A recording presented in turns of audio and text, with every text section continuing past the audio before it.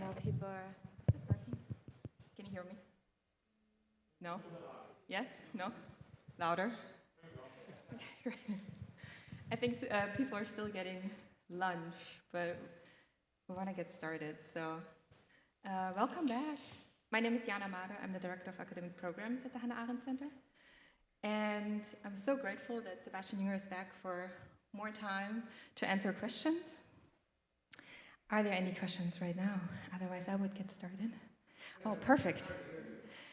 Yeah, you don't have to hear me anymore anyways. Thank you. I see lots of hands, so we're just going to start right there. And I think we have some mic runners. Thanks, Phil. Hi, thanks a lot for your coming today. It just strikes me that your analysis is like 10 years out of date. And that I think what you say is true. It's what was raised in that book, What's the Matter with Kansas, from 15 or 20 years ago. But doesn't seem to explain enough about this cult status of the MAGA group, for whom Democrats talking about how to improve the economic status of the working class doesn't seem to get you very far these days. What do you think accounts for that transition from maybe, you know, some alienated blue-collar white people into this MAGA cult who are ready to believe from a, you know, corrupt billionaire that the world is flat? Well, I think the things that were true 10 years ago and probably 20 years ago are still true and at the core of the problem still. I think what changed was that the Republicans, I mean, the Democrats had some extraordinarily charismatic leaders, Bill Clinton, Barack Obama, and the Republicans really hadn't had any since probably Reagan.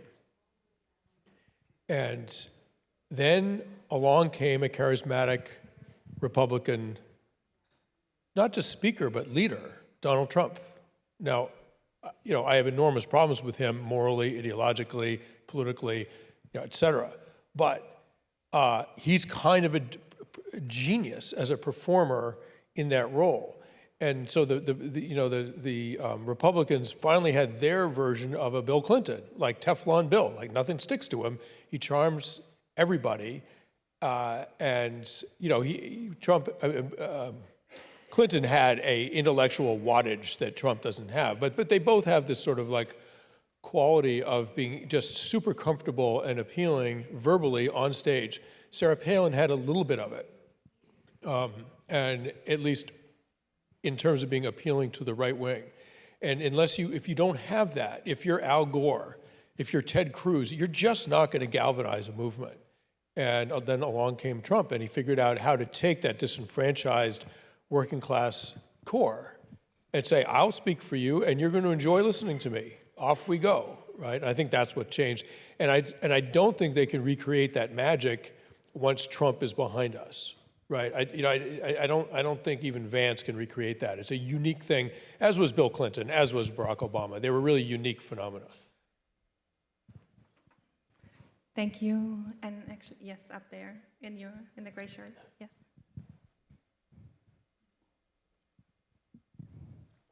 So my question was that, given your ideas about how some people in a society are meant to defend, I was wondering if you would consider the capability of violence to be a virtue then, because if you're not capable of violence, then how are you supposed to defend your tribe?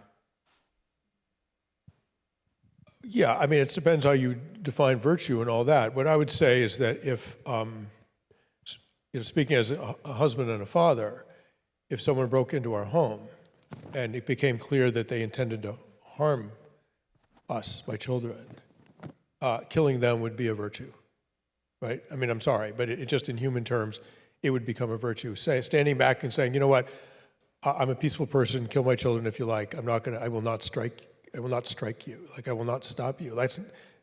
You cannot articulate that as a moral virtue, right? So the ability of, say, Ukraine, to rally to form almost overnight a citizen army to defend its society, which is a fledgling democracy and pluralistic society, from the militarism and the naked aggression and the imperialist ambition of a dictator like Vladimir Putin,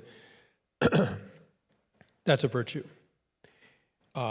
And it's a virtue rooted in human evolution and the human experience. And everyone alive today are the end result of ancestors who managed to successfully defend themselves against that kind of predation. I don't think I mentioned this in my talk. I think I ran out of time. But as an example of what happens when that fails, 5,000 years ago, a nomadic group called the Yamnaya from the eastern steppe, who had figured out how to fight on horse-drawn chariots for the first time, cruised straight across Europe, just men. They left the women and children at home, just men. They're basically the first motorcycle gang. And they crossed Europe and swept into the Iberian Peninsula, Spain, what's now Spain and Portugal. And within 100 years, they completely exterminated the male population of Iberia, completely. And took over those roles, right? Became the males of Iberia. You can imagine what happened with the women, right? The men of Iberia were not able to defend themselves against the Yamnaya, and as a result, they were exterminated from the human gene pool. So yes, unfortunately, we're mammals, we're social primates. We live in a dangerous world. One of the big dangers is each other, ourselves, and that is why the capacity for violence can, in certain circumstances, be a virtue. Like, it's tragic that that's true, but it is true. Declan. Thank you. I was curious by a point you raised and what you described as, correct me if I misstate it, but the liberal love affair with technology, or sort of the idea of this infatuation with technology as being something political, that's politically divided. And I was interested because I'd never heard that articulated before, so I was wondering if you could expand on that point and explain more. Well, yeah, I mean, I don't think the liberal love of smartphone technology and social media is political in its nature.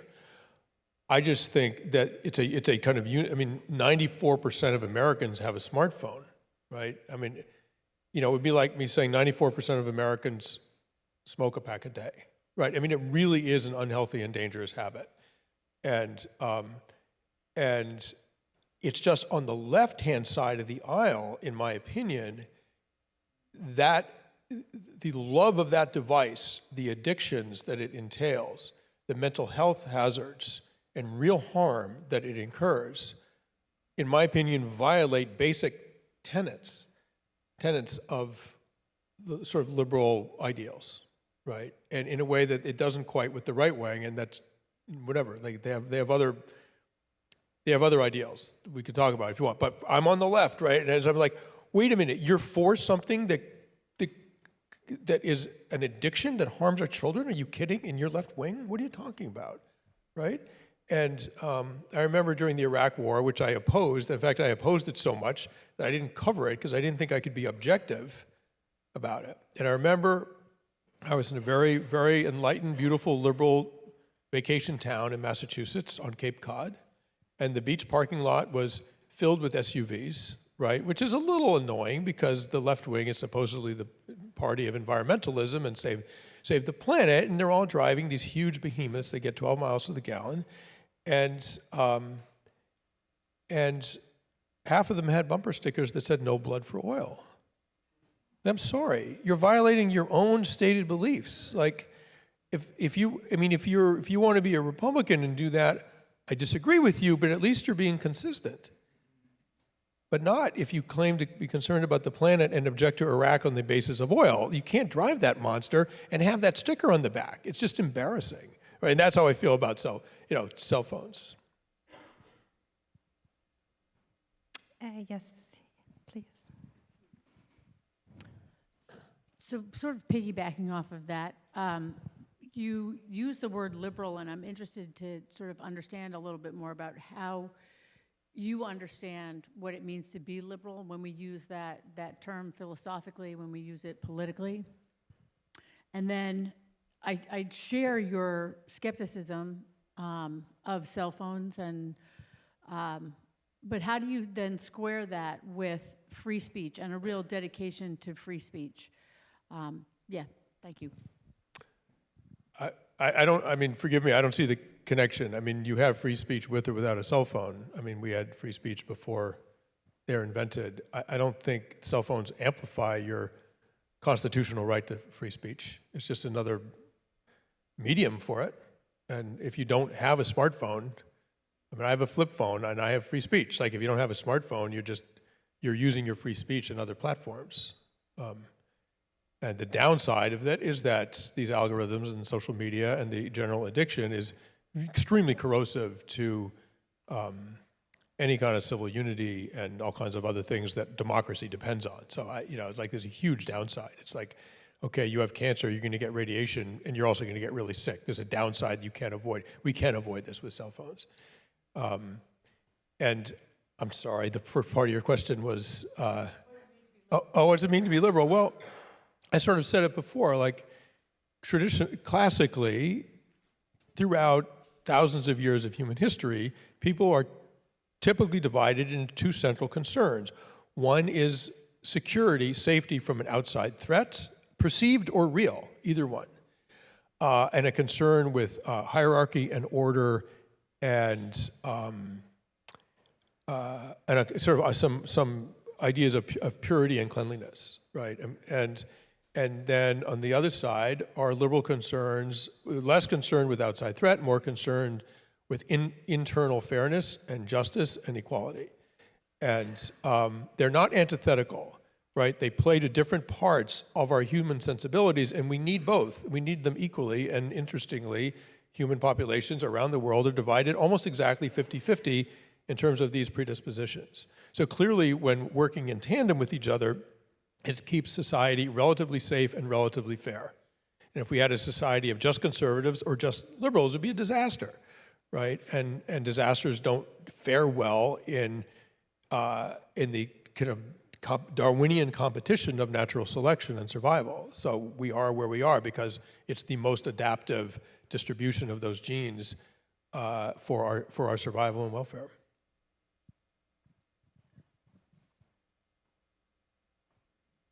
Alex.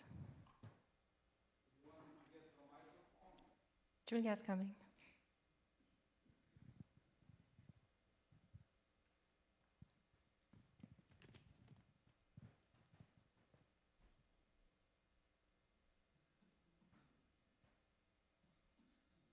Should be on. Yes.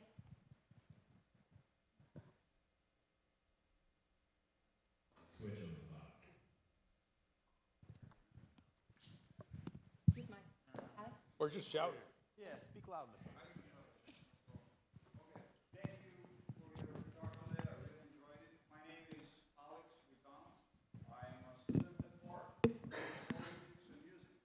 My question for you has to do with your definitions of positive and negative tribalism that you talked in your earlier speech, in your address. And from what I understood from your speech, you see the tribalism that, let's say, a person like Donald Trump inspires to be a negative form of tribalism, and you asked for the left to provide for a positive tribalism that will attract people.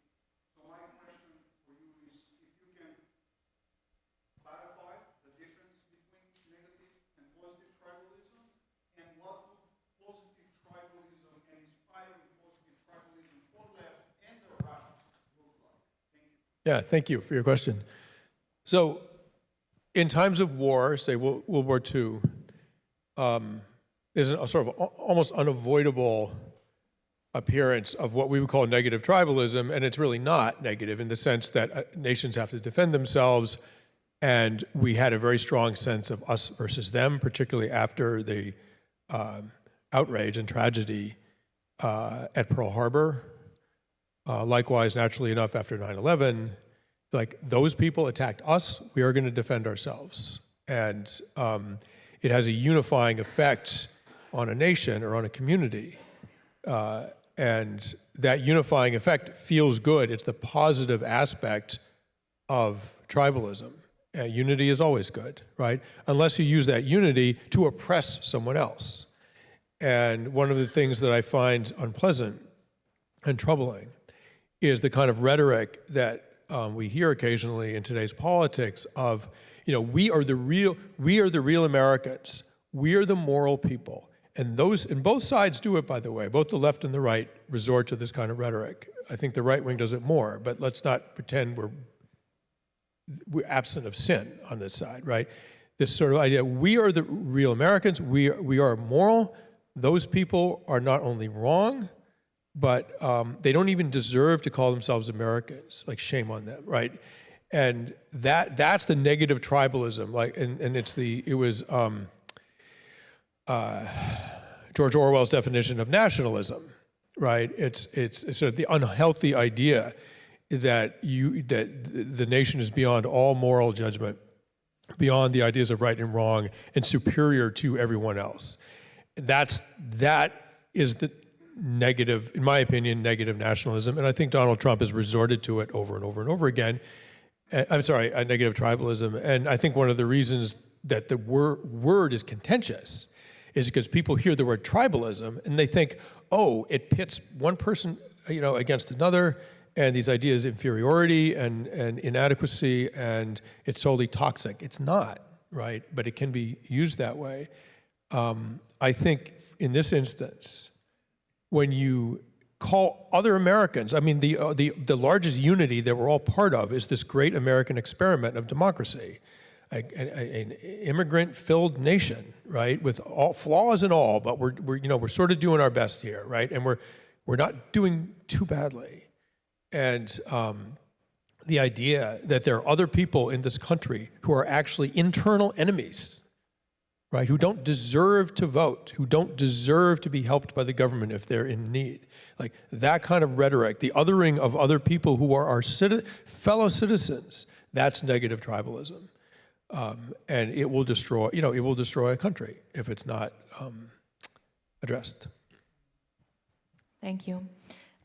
Just to add real quick, one of the stories that you're describing in the book was that during war, the suicide rates actually go down. And that's something that really stood out to me, that I, just did not know. And yeah, I mean, one of the things that happens in a country in crisis or community in crisis is that the gravitational pull of community, of needing each other, buffers people against mental health struggles, so mental illness. So during the Blitz in London, I don't think I have to explain what that is, 30,000 English civilians were killed over the course of 6 months by the German Air Force, and bombed in their homes and their cities. And the British government was prepared for mass psychiatric casualties. These aren't soldiers getting bombed, right? These are civilians, right? Men, women, children. Like, it's going to drive, there'll be madness in the streets, right? Well, the opposite happened. Admissions to psych wards went down during the Blitz and went back up when the bombings stopped. And one British official said in amazement, we have the chronic neurotics of peacetime. And we all know someone like that, right? God bless them, but we all know someone like that. The chronic neurotics of peacetime are driving ambulances during air raids. And so there's something about that human unity that gets people, that buffers people from their psychological demons. It's one of the reasons that there are higher rates of depression and anxiety in more affluent societies than poorer societies. In poorer societies, for all the struggles of poverty, people are forced to collaborate with each other, to rely on one another, and as a result, they, psychologically speaking, often do better than the affluent and the privileged in the society that we live in. thank you. Ooh. Seems to be important. Yeah. Yes, please. If you could use the microphone, Okay, thank sure. you. Hi, I'm interested in your thoughts about promoting positive tribalism among young adults. By young adults, I mean ages roughly 16 to 30 who are by far the most afflicted by anxiety, depression, suicide-related outcomes, for all the attention that's been given to the mental health crisis in youth, the numbers in young adults dwarf the numbers in youth. And as a clinical psychologist and a college professor who's been on the front lines of this crisis in multiple capacities, if you walk out on this campus right now, you will not see what you and I had in college. You will not see gaggles of students. Yeah. Everyone is walking on their own. At my campus in Purchase College, you see the same thing. I think about the intensity of connection when we were in high school, college, post-college, that we felt towards our friends, towards our tribe, and how sustaining that was. Yeah. I don't know what I would have done without that. When because I promise you, telling them to vote, give blood, and whatever the other thing was, and put down your cell phones is not going to be enough. You might be actually, you might be right about that. If they put down their cell phones, that they then spontaneously start to tribalize. But I have yet to get, and I've spoken to leading, I haven't got a single way to get young adults to positively tribalize. Yeah, I mean, they're not going to if they are walking alone with their heads bowed as if in prayer, actually looking at a cell phone, right? It's not going to happen. So if you want to reverse that, you have to get rid of cell phones. I'm sorry. Like, I don't know how to do it. 30 years ago, the nation, well, maybe not. But if it doesn't happen, then we're screwed, right? But we may not be. In your opinion, it won't happen, but it could. You don't know, right? So, but if you want to, just theoretically, if you want to solve the problem, I think, largely created by smartphone technology, you have to somehow protect Americans from it. Decades ago, America embarked on a campaign to not to ban cigarettes, but to make cigarette smoking less pervasive, because the costs, the medical costs borne by the nation of cigarette smokers was astronomical, right? And they did it. And listen, I buy a pack of cigarettes once in a while. I know exactly what that addiction is like. And every once in a while, I'm like, oh, I'm going to have a cigarette. So I understand the psychology of it. But the U.S. government and our society figured out how to do it. And nicotine is insanely addictive, and they did it, right? I have to believe that that a species that's intelligent enough to figure out how to design smartphones and the algorithms that addict us is also intelligent enough to protect us from them. I have to believe that. Mandated national service is a great way to do it. Join the military for 4 years. It's a great way to do it. Join the Peace Corps for 2 years. It's a great way to do it. There's all kinds of things that would help a lot. None of them will completely solve it overnight, but that we're long beyond that kind of solution. This is a generational fight. My daughters are 7 and 4. There's already movements in the schools among parents to have an agreement between parents. Do not buy your kid a kind of vow of chastity, digital chastity, as it were. Do not buy your child a smartphone until they're in 8th grade. And if you don't with your daughter, then there'll be less pressure on my son to want one, and then less pressure on me. And if we all kind of agree to this, we can protect our children. So even if the government doesn't mandate it, parents can and are starting to. And so I think by the time my girls are sort of age where the pressure to get one will become almost unbearable. I think the norms and the practices around smartphones will have changed. Not to advertise for smoking, but stepping outside for a cigarette and smoking together, what people used to do 10 or 20 years ago. Yeah. That was definitely enhancing positive tribalism more than stepping outside to be on your cell phone and post. Well, yeah. Well, what I read actually was that when they banned smoking in the office, which now it's hard to imagine that was ever even allowed. And they used to have ashtrays in elevators. Like, oh my God, right? But they banned smoking in the office, which meant that people had to go outside. In New York, the high rise. They take the elevator down, stand in front, and what it was actually had a great positive effect. It vertically integrated everyone in the company, because you might have the president of the company sharing a cigarette and a conversation with the secretary or whatever. I mean, it actually had a significant effect on the sort of vertical integration of that company in very, very positive ways, because it created a brief little moment of unity outside that building in the freezing wind, trying to figure out how to light your cigarette, right? It's like, we all understand. So you can create community out of almost nothing. Humans want to do it, right? It's like falling in love. We're all desperate to do it. Just give us a little spark and the fire will catch. That's the amazing thing about it. After 9/11, within hours, New York City was almost utopian, united community. Absolutely extraordinary.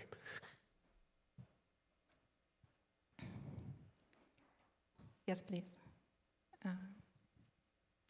Hi. I said hi to you earlier. I guess I'm like a native plant or a native bug who wants to, has a strong affinity for somebody in their area. I'm from Cambridge, Massachusetts, but definitely from the working class, so even speaking here is a nightmare for me. I feel like a lot, especially with raging people on social media and on their cell phones, I think a lot has been lost in terms of just vulnerability and the fool within, like stupidity in a person and not always having an answer. And I wonder if you have any thoughts on that. I think that I'm not sure I entirely understand your question, but let me just say, I think one of the problems with digital communication, there's something very, very compelling about the human face, the tone of voice, people's humanity in their expressions. We have mirror neurons that mirror what we're seeing in another person's face, and we experience that feeling ourselves. That's why often people cry when they see someone else crying, even though they're not personally sad about anything. These are mirror neurons, right? And they work to facilitate social communication and social bonds, because clearly, as social primates, our survival depends on that. And the problem with having getting into a fight with your girlfriend by text on your phone is that it allows you to be to exist in a kind of non-human way, right? I mean, you are not communicating your feelings, your humanness, and you're not perceiving the humanness of the other person. And so this sort of online communication, it feels human, but I think in some important ways it's actually not human. A whole part of human communication drops out when you don't have a living person in front of you to read what they're saying. Even, did they mean that seriously, or were they being sarcastic? Because I'm going to laugh or take offense, depending on how they said it. And you can't tell in a text, right? And so, I mean, that to me is forgive me if I didn't answer your question, but that to me is sort of the danger and the tragedy of all this, is that increasingly people use this medium for communication about important things like politics, where you can't read the person's humanity. And when you're actually in a room with someone, it's much, much harder to spiral out of control into an implacable fight where you're never going to agree. It's so easy on a digital platform. It's so easy as to be almost unavoidable. And people that are having problems with, getting into arguments with their parents or a lover or a friend or whatever, I'm like, can you stop texting them? If a problem comes up by text, say, hey, listen, important to talk about that, give me a call, right? Do not do it by text, because it's almost guaranteed to blow up in your face. It's designed for that. Yes, please. No, all the way in the back.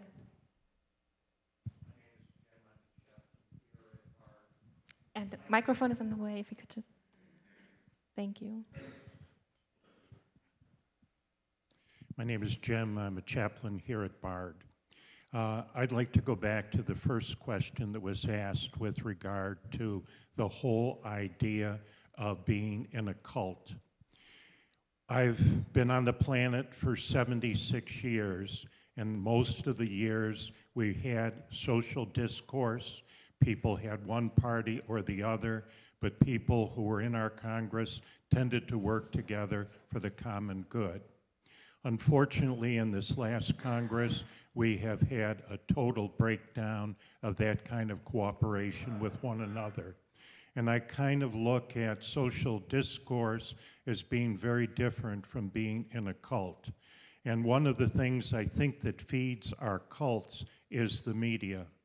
When I was growing up, we had 3 channels. They were all the same facts. You might like one person more than the other, but everybody, the news was pretty much the same. Last night, our vice president was in Fox News. I felt she was totally disrespected, never able to answer a question that was asked of her. There was an attempt to bulldoze her because of a political agenda on the part of the person who was the commentator for Fox News. I checked him out on Facebook this morning. There were really 3,000 comments about the event. Almost every single one of them believed that he was perfectly fine in what he was doing. I think we have a problem with cults. I think we have a problem with our media being so idealized that facts don't seem to matter anymore. Thank you. Yeah, I would agree. I would also say that the kind, when you say the media, it sort of implies everybody. I would say that there's particular outlets that do that kind of thing, right? And that's not strictly speaking journalism. It's propaganda. The left wing has their own propaganda at times. Even CNN, right? Yeah, CNN.com, I read it, and I'm like, it's like if you're a news host, you don't want to use sarcasm. When you're delivering the news in a dispassionate way, don't use sarcasm to communicate your opinion. Come on, you're a journalist, right? And so that has changed since cable news and the advent of cable news, and what was that, around 1990 or something like that? And sort of 24/7, it's this big horse race to see who can get ratings, and of course that spirals into some really extreme places. But that's not all media, and Fox is particularly egregious about it, and they've turned politics into a kind of gladiatorial sport. Like, let's throw them in the arena and watch the lions eat them. But the truth is, it's not working for them, right? I mean, by them, I mean MAGA, right? They lost the midterms in 2018. They lost 2020. And they've way underperformed in 2022, right? It should have been a red wave. It was a trickle, right? And so it's not working. And I don't think it's going to work this time around either. I may be wrong, but I think Harris is probably going to take it.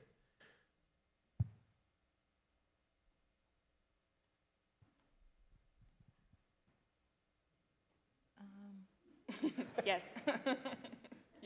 You convinced me. Yes, please.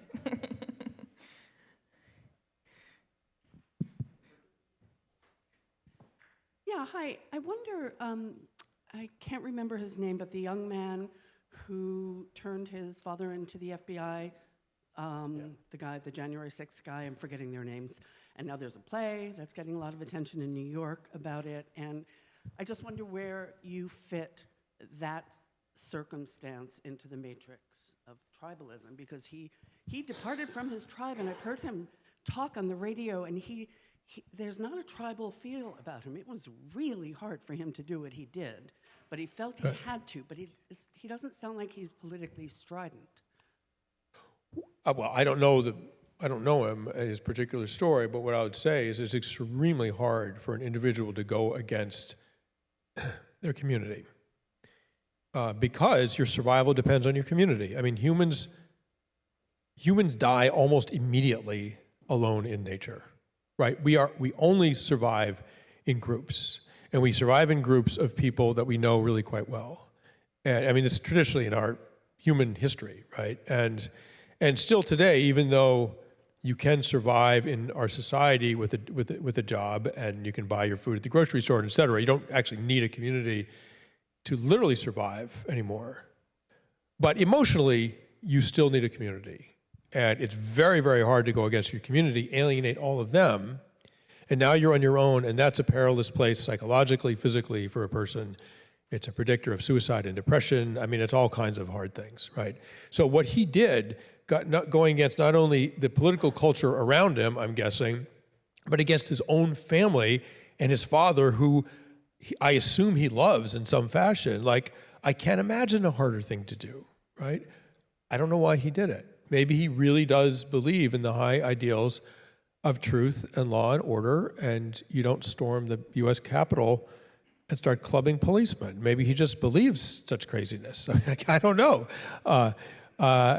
I'm very admiring of his courage, but I can't answer to him specifically. Here in the middle, please, in the back. Yes, with the glasses. Thank you, Julia. Or Phil. Thank you. I'm Frank Tipton. I'm a high school history teacher. And as I'm thinking about root causes here, right, because we're playing around with a lot of different variables and factors here, I'm coming back to a mention about cities and the particular predilections of urban dwellers and where they have gone in some of the major cities.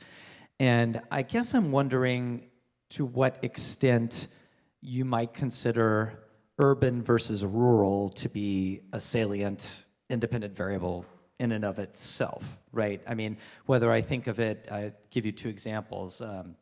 Ibn Khaldun, the Muslim sociologist, would argue that group spirit fades once people move into cities and become more sophisticates, right, in the world. Certainly, I think anecdotally, we all know circumstances where people move to cities because they want the anonymity, right? They claim they seek the just being one in the crowd, that they're looking for the individualism that they can find in cities. So I'm wondering what your response would be to the idea that the urban-rural divide is perhaps a salient independent variable in and of itself to what you're describing. Thank you. Yeah, thank you. I think it probably is. I'm not a sociologist, but that sort of makes sense. I mean, I have a dear friend who grew up gay in Western Virginia in a small town, and he left and went to Washington D.C. precisely because he could be anonymous there, and he could be himself in a way he just couldn't in a small town. It would not be psychologically possible for him. And so I think there's a lot of that. I would also say that there's plenty of people in cities who are not sophisticates, right? I mean, as I take the word to mean, I mean, I live in a mixed income, low income part of New York, and we're actually not anonymous, right? I mean, most of the buildings are 4 or 5 stories. They're all walk-up tenements, and I recognize probably half the people I see on the sidewalks in the several blocks around our apartment, right? So it's not quite a village, but it's sort of halfway there, and there's a lot of collective action in some ways, right? I mean, people really do, like I told the story about Hurricane Sandy, they do affiliate with each other in some localist ways that are pretty cool, and some of that affiliation happens around the public school in the neighborhood, which my daughters go to, and so the cities. Yes, I understand what you're saying about the small town kid goes to a city and to become himself or herself. I totally get it. But humans are community-seeking creatures, and we create community as fast as we possibly can in almost any circumstances. And in circumstances where you can't, I mean, if you live in sort of like modern high-rises in buildings that are not designed for human interaction, those people can get quite depressed. And quite depressed in ways that seems almost kind of puzzling and ironic given sometimes their level of affluence. We have time for maybe 2 or 3 more. Yes, please. Julia, thank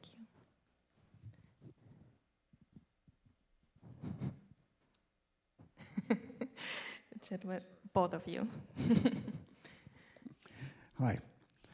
I think you've elucidated very clearly how quickly a cosmopolitan can be converted into a tribalist by pointing a gun at them. I'm interested in the opposite question, obviously. I think you are too, which is how do we convert the bedrock tribalist? I don't know whether convert's the right idea. Help them evolve, let's put it that way. into something more like a positive tribalist, at least. I'll offer a little bit of autobiography here. I grew up in that Western Virginia kind of atmosphere.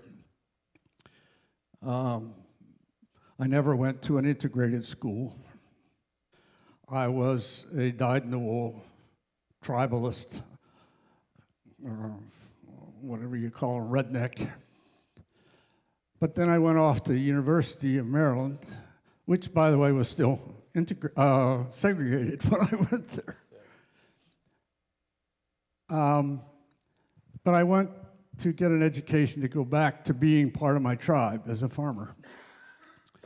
And yet, what happened is still a little mysterious to me. By the end of 5 years, I was a dyed-in-the-wool liberal. Now, the question is, how'd that happen? And I even looking back with a good education, cannot figure out how that happened to me. But to me, that's a key question. How can we create a society where that happens without any kind of drama? It just draws people to the better way. Yeah, I mean, well, you might be a genetic liberal who is then exposed to a genetic, to a liberal environment, and the two combined to make... My family has split down the middle on that. It's an interesting question about genetics. Many, many years later, we're still a family in one sense, and yet there are topics we can't talk about because we might become tribal again in a nasty way that's not healthy. So I mean, I think the message is you can disagree with people, but you must not call them your enemy unless they actually are. And there are no enemies within our nation's borders, right? Donald Trump's recent rhetoric notwithstanding, there are no enemies, right? We have had enemies, right? Like, we really lost 3,000 people on 9/11. We really did. 3,000 civilians, people just like us, were jumping, 1,000 feet out of a burning tower because of our enemies. Like, it's real, right? But you mustn't call other people in this nation who vote, who pay taxes, who you share buses with, share highways with, whose children your children go to school with. You must not call them enemies, even if you disagree on every conceivable political and moral point about how to live one's life, right? And that's not that complicated a message. And people that depart from that, it's not a high standard, it's a low standard. It's an easy bar to hurdle, right? People that do not adhere to that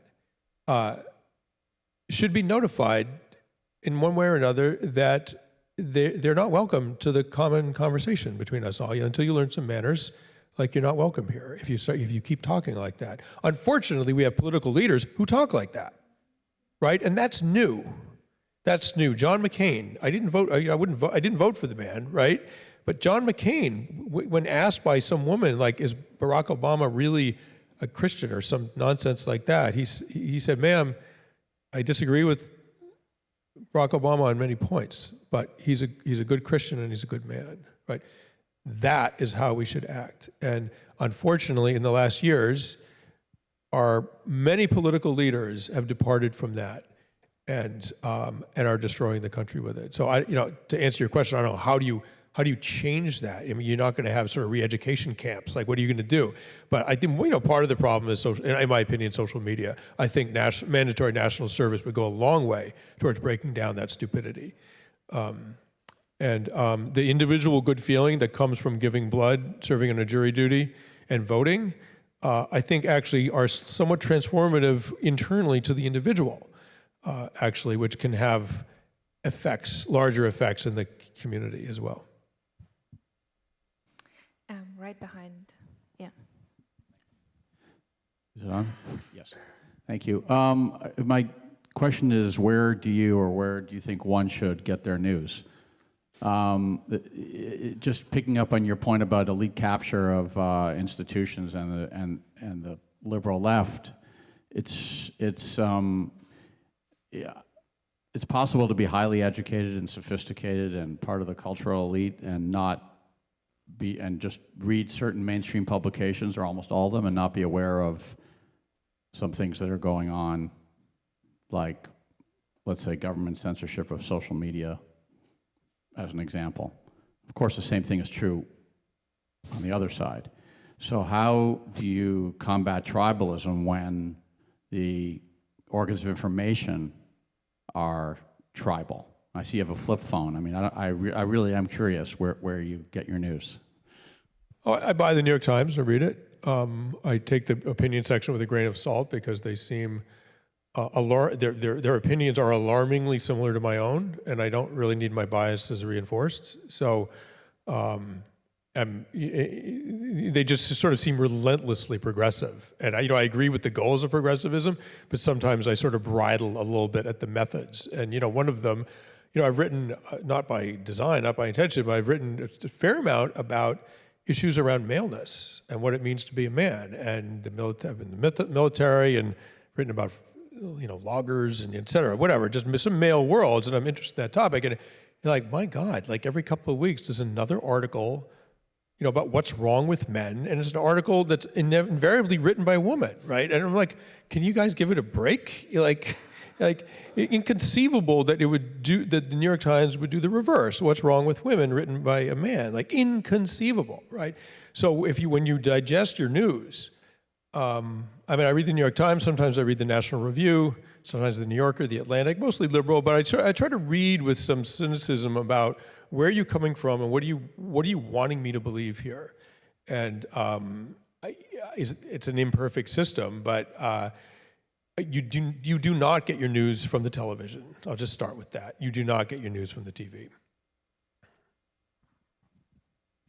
Last question, yes, please. Yeah, that's Hannah, right? Yeah. Yeah, I feel like all morning everybody's been talking about, the polarization. Basically what we're all grappling with is the very intense polarization in the United States and worldwide, actually. And one thing you said about voting for Kamala, you said, we've got to vote for character in this election. It's, I agree that we are being forced to vote for character. I do not think it is in any way a good thing. I think it's a hugely desperate position that we are being put in to be forced, rather than to vote for policies that are very, very critical to all of us. We are being forced to vote for somebody who may or may not stand behind the things that she is saying in this election, but that we can see that, given the choice, in my opinion, we must, not vote for Trump. But I find that nothing's really been touched here about why this is such a horrible point. I mean, tribalism and cosmopolitanism is, whatever. But I think... Isn't that the name of the conference? Exactly. I think a lot has to do with, I think in America, I think one reason why we're so crushed has to do with the really strict two-party system that we have, where everything has to be, so bifurcated. And instead of having a range of opinions among a range of people and issues, it's just so, and I wondered what you thought about that. But I just find this whole thing, I just think that we're faced with such incredibly crushing issues. I feel like I'm in Rome in 500 CE, as the empires utterly collapsed. Well, we've had a two-party system for a very long time, right, and it hasn't always been this polarized. So that's right. Not the. I don't think that's the cause of the recent. Something else has changed. The two-party system has always been there. For right. What's changed. Yeah. Well, I mean, a lot of things have changed in this country, and one of the things that, sorry to keep harping on this, but it does seem hugely important is the sort of arrival of smartphone technology and social media and the algorithms that create and exploit differences, right? They make their money off of creating differences and siloing people, and then getting the people in those silos to come back over and over and over again to the sort of the trough of bias that they're serving up, and then they're making their trillions of dollars, and we're all sitting in our splendid isolation, hating one another, right? So,